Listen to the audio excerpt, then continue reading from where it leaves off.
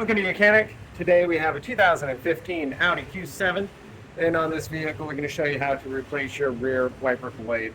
It's a fairly simple replacement.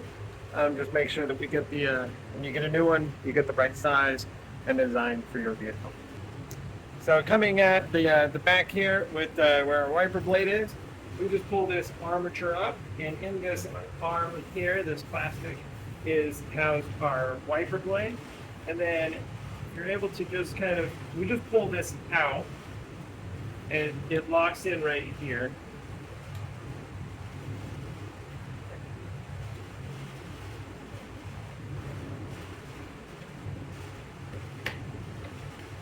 Okay.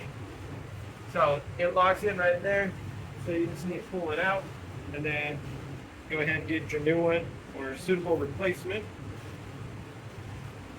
And it will only have one direction that goes on. You've got this opening here because you're going to have this be universal, it'd be more than one application.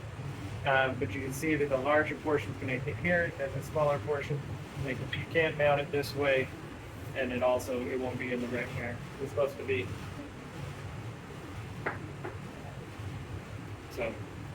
So you can just take your new wiper blade, and we just go in the reverse order. It's a little bit easier. You just got to press it in there, and you should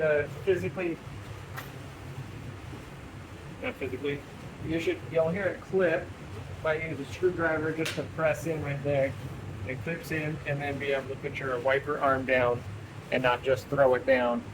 And